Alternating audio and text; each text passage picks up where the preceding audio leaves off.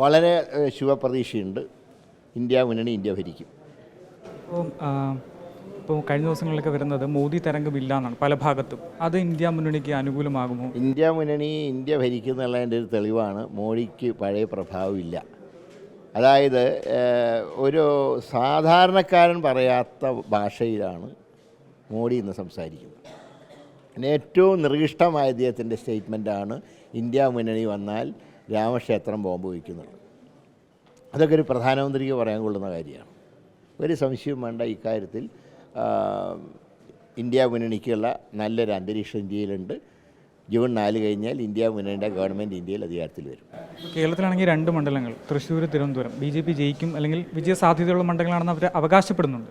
ഇപ്പോൾ തൃശ്ശൂരിൽ CPM vote ചോരുമോ? വോട്ടൊക്കെ കുറേ ചോർന്നിട്ടുണ്ടെങ്കിലും കേരളത്തിൽ നിന്ന് BJPക്ക് വട്ടപൂജ്യമാണ് കിട്ടാൻ പോകുന്നത്.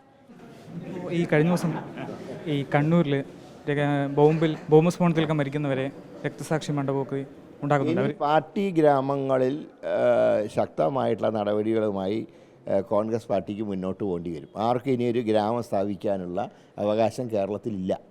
അതുകൊണ്ട് ആ കാര്യത്തിൽ ശക്തമായിട്ടുള്ള നടപടികൾ വളരെ താമസിയാതെ കോൺഗ്രസിൻ്റെ ഭാഗത്തുനിന്നുണ്ടാവും. ബോംബുണ്ടാക്കുക, പൊട്ടുമ്പോൾ അവരെ രക്തസാക്ഷികളാക്കി മാറ്റുക, ഈ ഏർപ്പാട് ഇനി അനുവദിക്കാൻ സാധ്യമല്ല. ആർക്കും ഈ കേരളം തീരെഴുതി കൊടുത്തിട്ടില്ല. ഒരു കാര്യം കൂടെ, ഇപ്പോൾ ഈ ഇലക്ഷൻ സമയത്ത് ആക്ടിംഗ് പ്രസിഡൻ്റായി MM ഹസൻ വരുന്നു. പാർട്ടിയിൽ നിന്ന് പുറത്താക്കിയവർ അദ്ദേഹം തിരിച്ചെടുക്കുന്നു.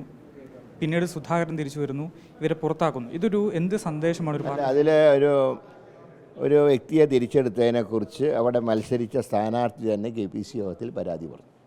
ഒരു ഡു ഓർ ഡൈ എന്നൊരു ഇലക്ഷൻ നേരിടുന്ന സമയത്ത് പാർട്ടിയെ വിജയിപ്പിക്കാനാണ് ശ്രമിക്കേണ്ടത്. അതിന് പകരം പാർട്ടി സ്ഥാനാർത്ഥികളെ തോൽപ്പിക്കാൻ നോക്കിയവരെ ഒരു കാരണവശാലും എൻകറേജ് ചെയ്യാൻ സാധ്യമല്ല. K. സുധാകരൻ അധ്യക്ഷനായി തുടരുന്നതിൽ ചില ആളുകൾക്ക് അല്ലെങ്കിൽ നേതാക്കൾക്ക് തന്നെ നീരസമുണ്ട്. അല്ല, അത് എല്ലാ കാര്യങ്ങളും തീരുമാനിക്കേണ്ട ഹൈക്കമാൻഡാണ്. ആരുടെയും നീരസവും അല്ലെങ്കിൽ ആരുടെയും ഇഷ്ടവും നോക്കിയിട്ട് എല്ലാ കാര്യങ്ങളും തീരുമാനിക്കുക. എല്ലാ കാര്യങ്ങളുടെയും ഫൈനൽ അതോറിറ്റി കോൺഗ്രസ് ഹൈക്കമാൻഡാണ്.